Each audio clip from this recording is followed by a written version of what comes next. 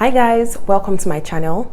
If this is your first time of seeing this pretty face, hi, my name is Lakbadi Badru. I create lifestyle content. I talk about life in Canada and I'm based in Edmonton, Alberta. So be sure to hit that subscribe button and the notification bell so you get an alert when a new video comes up.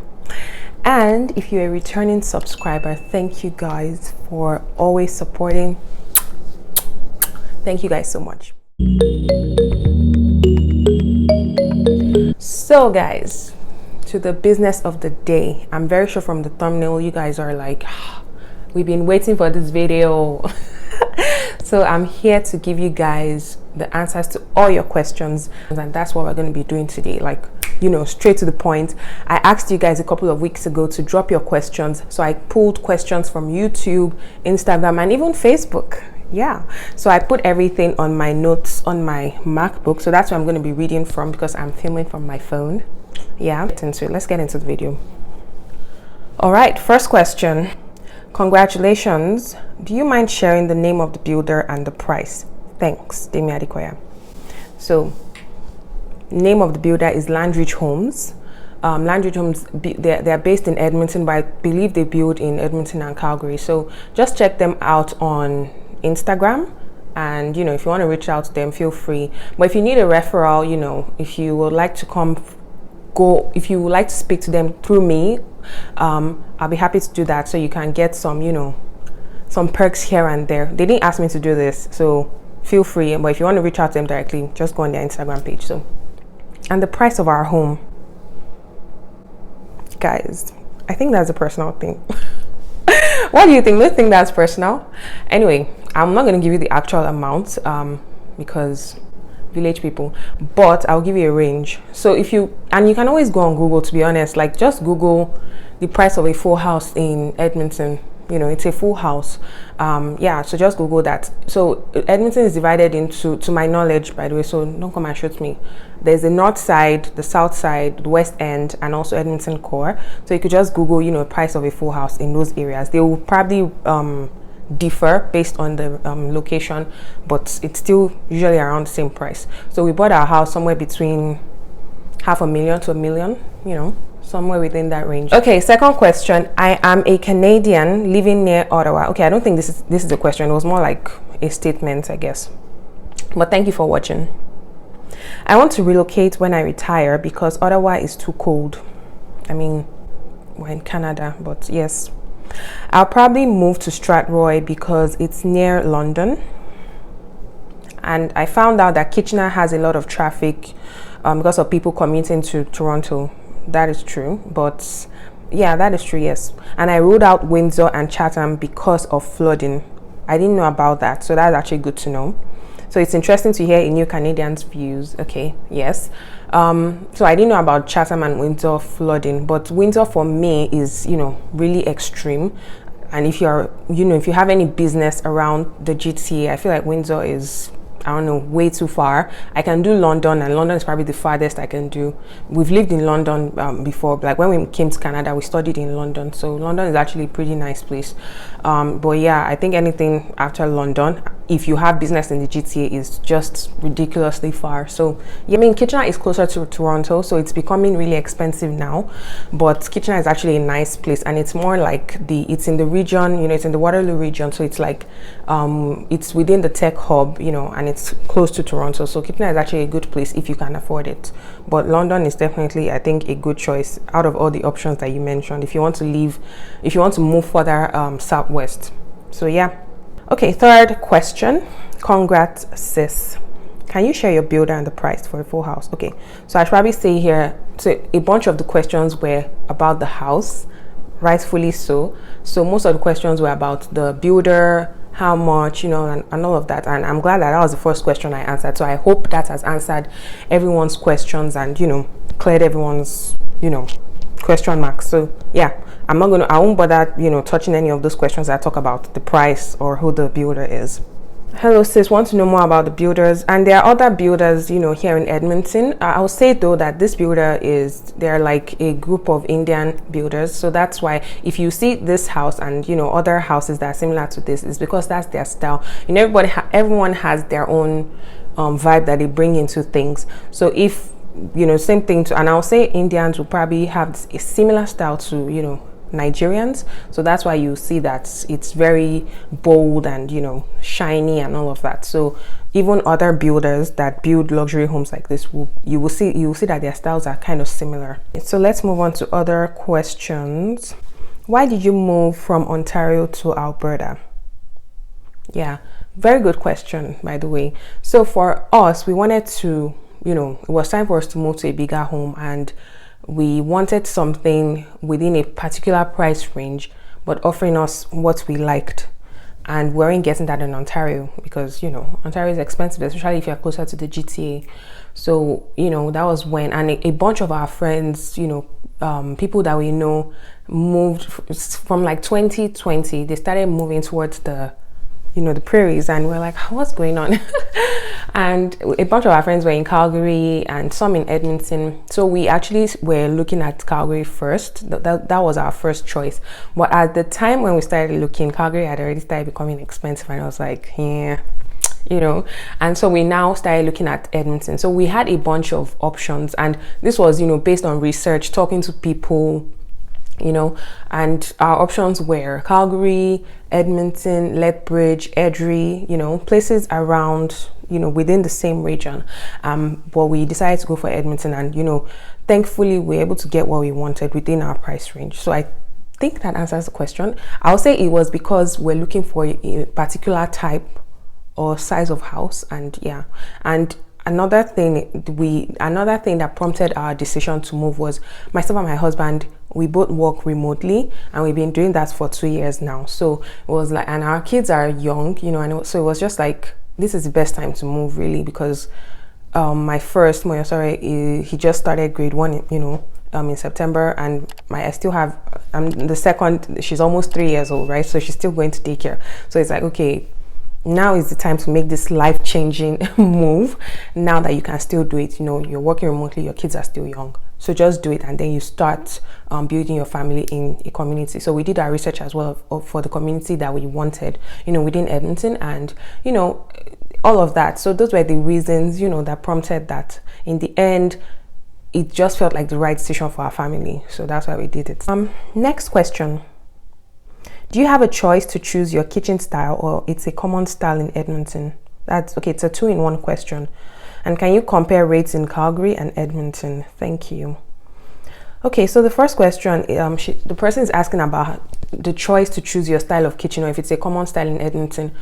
Well, since we moved here, I haven't been to an older house, so I can't categorically say that, you know, this is their style of kitchens. And if you go to a smaller house, like a townhouse, for example, you're not going to find a spice kitchen there, right? So this house we're in is a full house, so a detached house, you know, standalone house. So it's big, right? So you can play with the space. It's not everyone who has a spice kitchen, but if you want it, you know, because a conventional house, regular house that is built, has a butler kitchen. So I think that was where the idea of the spice kitchen came from, you know, just for you to have your cooking done in a secluded place, and then the larger kitchen will be neat and still look aesthetic, because that larger kitchen is usually linked to the family room. So you don't want to be seeing pots and spoons and stuff, you know, just lying around, which is a very good, I mean, if that's the case for you, I mean, you can't help it, right? But if you have that option of choosing the spice kitchen, then yeah, for sure. I think most of the Indian builders, it's you know, it comes, they usually add it to the design of the house, especially if it's a larger house, because Indians to do a lot of cooking, right? So they want that space to, you know, afford them the opportunity to cook all of their, you know, do all of their cooking, just similar to how Africans do the same thing. So yeah, another thing you should also bear in mind is, you know, a builder will give you a plan or different models, different plans of model houses that they have, right? And then you choose based on your budget. So and within that plan, you could probably make some changes that'll be based on the discretion of the builder. So you can move things around. A very good example is the model the builder gave us had 2 open to belows, so one at the entrance and one in the family room. So we have the open to below in the family room, but we decided to scrap the open to below at the entrance and close up that open to below and have an extra room. So like an extra room upstairs for lounging. So that's what we decided to go for. So you can, depending on, you know, the builder and the relationship you have builder, you can definitely make changes. You know, some will be things that will be given to you, some will be upgrades, but yeah, that will be, you know, between you and the builder. And then the second question, can you compare rates in Calgary and Edmonton? I'll say I don't really know much about Calgary's real estate market, but Calgary is more expensive than Edmonton, and it's been like that, you know, for a while now, and I feel like it's going to keep being like that. Like Calgary is more popular than Edmonton, even though Edmonton is actually the capital of Alberta. So yeah, I'll say depending on the area, you know, because Calgary is also divided into, like, they have quadrants as well, but the area will probably most likely determine, you know, what your budget should be like. Because even as much as people say houses are cheap, you know, in this part of Canada, you still see houses that are as expensive as 3-4 million, right? So yes, it depends on the area. That will probably you know, kind of dictate what your budget should look like. But overall, Calgary is more expensive. I mean, the real estate is more expensive in Calgary than in Edmonton. So this person asked, this is Edith Queen, you mentioned you work remotely. Can you do a video focusing on that? How do you apply? What requirements and all? Please, I'm very interested. Yes, I did mention that we both work remotely. That's myself and my husband. We both work in the tech space. He is more into consulting and I'm in like core project management, IT project management. So yeah, I can do a video talking about that for sure, and maybe like, you know, skills that you should probably consider having if you're trying to transition from one career to the next. But yeah, I can definitely address that in a separate video. Okay. Oh wow. Okay, this was a question. I actually posted this question on Instagram. Like, wow, the person did not even bother wasting time. Summertime TV asked, what is the cost of the house? We already talked about this first, so I'm just going to, but I just had to just say it here, like, just ask, like, you just dropped it like that, like, just tell. Okay, so moving on. Oh, this is from one of my friends on Instagram. She asked, what is my best food? I don't know if I have an actual best food, but what I'll say is most of my, whatever it is I'm eating, right? Whatever it is I'm eating should have chicken. Chicken is my best protein. I usually like eating anything with chicken. Like I can eat chicken morning, afternoon, and night. Yes. But yeah, anyway, I don't really have a best food per se, but I do like having chicken, you know, with most of my meals. All right, next question. What factors pushed you to decide to relocate? I think I've kind of touched on this. You know, it was the rising costs in Ontario, and you know, we wanting a particular, you know, we having a particular preference for the house that we wanted to purchase and all of that. And you know, yeah, it was just more of, okay, we wanted this and we felt like it was time for us to just make that move and, you know, just continue, like, knowing that yes, we're making this choice and our family is growing now, so let's just make this choice now. Growing older, our family is growing older. The kids are growing older, right? So let's just make the choice now while we can and while we can afford it, right? Because you never know. As at the time we purchased, interest rates were still rising, so we just wanted to just, you know what, we can do it now, so let's just do it. When we're in Ontario, we're living in a townhouse, right? And as at the time when we started looking to purchase, the value of that house was about 700 plus, and it was a townhouse. I didn't have anything. It was literally a box. So you know, that was when just like there are people in other parts of Canada that are living in better houses. Like, what's the meaning of this? This doesn't make any sense. Another factor, actually, one other reason why we also considered moving was because, you know, if you're in the GTA, you're close to Toronto, right? Depending on where you are, like you might be in Hamilton or Oakville, Mississauga, Brampton. Those places are close to Toronto. It's probably like 30-40 minutes max. But once you're outside the GTA, it will probably take you an hour-ish, depending on like if there's traffic or not, you know, to get to Toronto. So which means you can be living in Ontario and not even visit Toronto. Like if you don't have any business in Toronto, you can actually be in Ontario and not go to Toronto, you know, for months, even years. Like I know people that have been in Guelph, in the Waterloo region, and haven't been to Toronto because they don't have any business there. So you know, when people always say, oh, you're living in Toronto, you're enjoying your life, it's like, Really? No, not really. Because I'm not living in Toronto. If I'm living in Toronto, that's different, but I'm not. And the days we decide to go, it takes us an hour plus to go, and then coming back because of the traffic and how, the distance and all of that. So when this opportunity came up, it was like, okay, we actually have the opportunity of living in a city, right? Fine, it's not giving Toronto vibes. And to be honest, I don't even want Toronto vibes. But it's a city, so the point is you have access to most things. Like within Edmonton now, we have most stores. We have Costco stores like in every quadrant. We have IKEA. We've got furniture stores. We've got places to eat, like tons of places to eat. And we've got the West Edmonton Mall. Even though people are always saying, "Oh, that's the only thing they have there." That is not true, by the way. But let's leave that on for another video. But yeah, that's one of their major attractions in Edmonton. But if it is to go to Niagara or to go to the Wonderland, yeah, when next we visit Ontario, we'll go there. I mean, it's not, to me, those places are, places I go to, but I don't go to all the time. So it's not because of that I'll not say I want to stay in Toronto. This is my preference, by the way. I'm a family person. This might be different for someone that is single and, ready to mingle. So, apples and oranges. All right, the next question is, hello, congratulations on your relocation. Why Edmonton over KW or Windsor? Kind of touched on this again. So, just as I said, we were in the KW region. So KW is Kitchener-Waterloo region.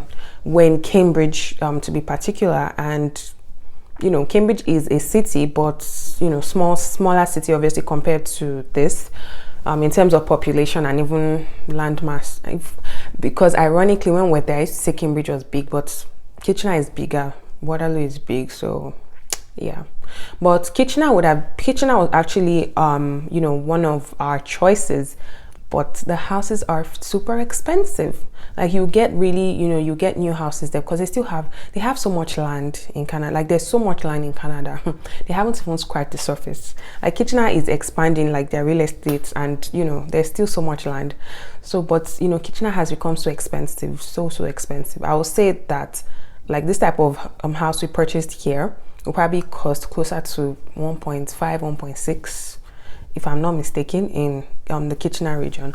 So yeah, I mean, if you can afford it, all good, perfect, but yeah, it's expensive.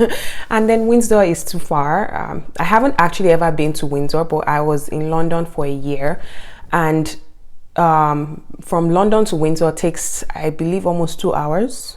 Correct me if I'm wrong, but I think Windsor is really far. So yeah, definitely Windsor was not even an option for us. And someone asked, same person asked, what are the factors to consider when looking to purchase a house, and is the current interest rate not a turn-off? Yeah, we got a lot of these types of comments, when we're purchasing, this is not the right time to buy, You know what? It is a if this decision is, by family, it is a decision, coming from both of you, I mean husband and wife, or both partners, right? So for us, yes, interest rates were high. They were not at the highest at the point when we purchased, but they were high. But we just assessed, our finances. Like, okay, this is what if we decide to purchase this house, this is what our mortgage will be. So first of all, you start by, checking your finances. Go to a mortgage calculator online. Just calculate how much you earn, your debt, and all of that, and it will tell you, okay, this is what you can afford. That's what we did. So, when we assessed that, we're like, okay, this is what it's going to look like approximately. Can we afford this? When you pay for mortgage, what are you going to be left with? Are you able to pay for utilities? Are you able to pay for your other bills? Because, there are always bills. And are you still able to save? So those were the things we looked at. And when we assessed, we found out that, okay, yeah, we can still do this. So let's just do it. Let's get into it now, with the hopes that, depending on the term we're giving, by the end of that term, interest rates would have come down and we'll be able to refinance at the time. So that was kind of our thinking. And so yeah, when we assessed on our own and we decided to go for it, and God made everything work out, and we got the rates we're able to get and the term that we're able to get, everything worked out, and to the glory of God.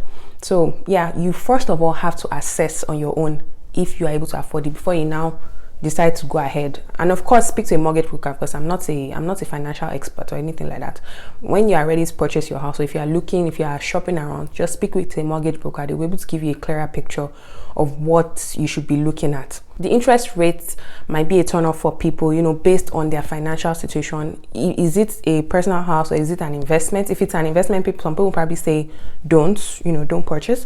But yeah, that's the thing. Like, you just need to assess your finances and speak with a professional about these situations, because it's not the same.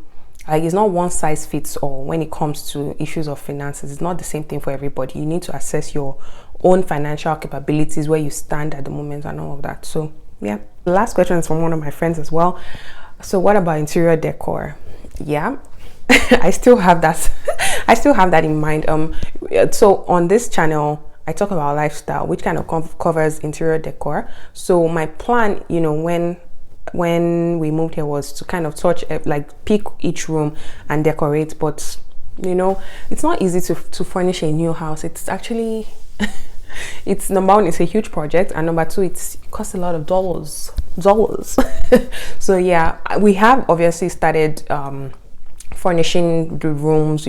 Like, we could pick one room today and buy this, pick another room, buy that. But yeah, I'm gonna still do that. It's still part of my to-do list, so you guys bear with me. But you're gonna be seeing those types of content on here. So yeah, don't worry, it's coming. So I think we have actually come to the end of all the questions. But yeah, that is it. We've come to the end of this video, guys. I hope that you guys enjoyed the video. So if you did, be sure to give me a thumbs up. And if you haven't subscribed, guys, what are you waiting for? What are you waiting for? Come on, join the community. I think that's why I like YouTube, because YouTube, you are able to build a community. Like, it's more visible, it's more apparent when you're building a community on YouTube. That's why I like it on here. So you guys should support me by subscribing, liking my video, and sharing with your friends. There's going to be more Edmonton content coming up, so just support, show your support. All right, guys, thank you very much for watching. I appreciate you all, and enjoy the rest of your day. I'll see you on my next video. Bye, guys.